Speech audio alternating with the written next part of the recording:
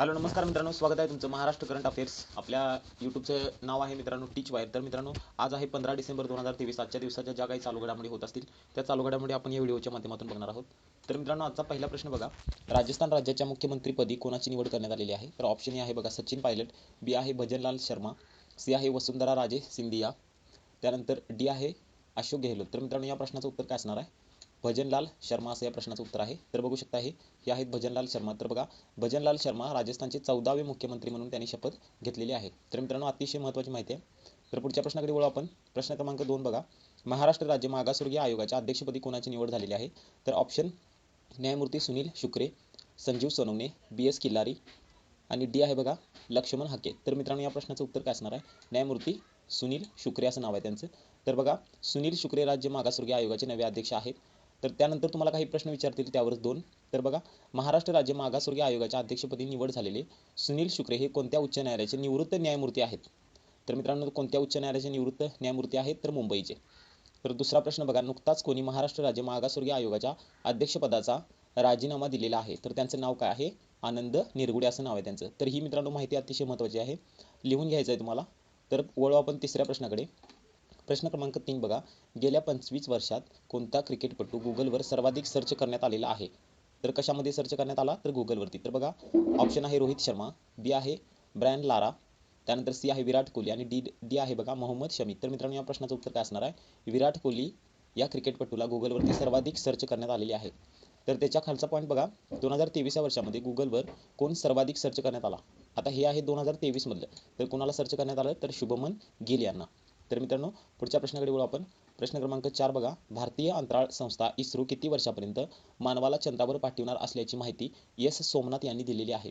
तर ऑप्शन बघा, 2023, 2024, 2035 आणि 2040. तर मित्रांनो, या प्रश्नाचं उत्तर काय असणार आहे? 2040 वर्षापर्यंत मानवाला चंद्रावर पाठवणार असल्याची माहिती एस सोमनाथ यांनी दिलेली आहे. तर हे आहेत एस सोमनाथ. तर बघा, त्याच्याविषयी काय माहिती आहे बघा, भारतीय अंतरिक्ष अनुसंधान संघटन म्हणजे इस्रोची स्थापना बघा 1969 झाली. कोणी केली? तर विक्रम साराभाई यांनी केली. तर वर्तमान अध्यक्ष बघा एस सोमनाथ आहेत. 14 जानेवारी 2022 रोजी त्यांनी पदभार स्वीकारला. आता 2020 पर्यंत कोण होते? तर डॉक्टर के सिवन होते. तर मित्रांनो, ही पण माहिती अतिशय महत्त्वाची आहे.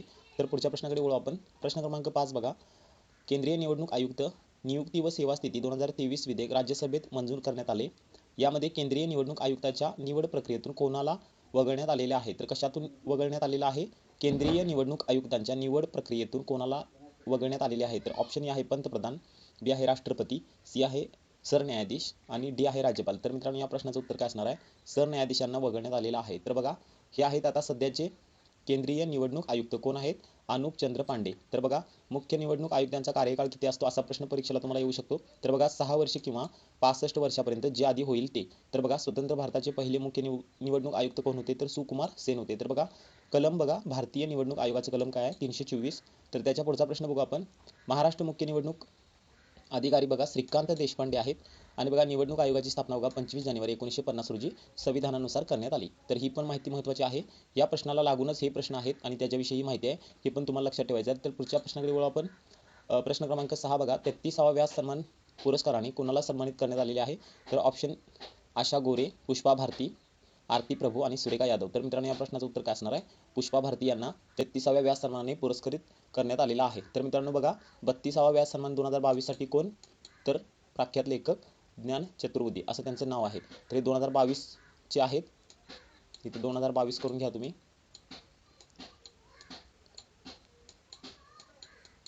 ओके, चला तर मित्रांनो, पुढच्या प्रश्नाकडे जाऊ आपण.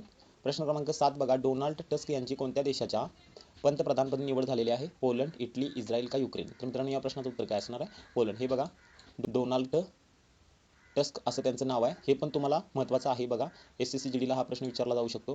प्रश्न क्रमांक 8 बघा, युवा हा प्रोग्राम कोणत्या मंत्रालयाने लॉन्च केलेला आहे? तर ऑप्शन ए आहे गृह मंत्रालय, त्यानंतर संरक्षण मंत्रालय, इलेक्ट्रॉनिक्स आणि माहिती तंत्रज्ञान मंत्रालय, केंद्रीय वाणिज्य मंत्रालय. तर मित्रांनो, या प्रश्नाचं उत्तर काय असणार आहे?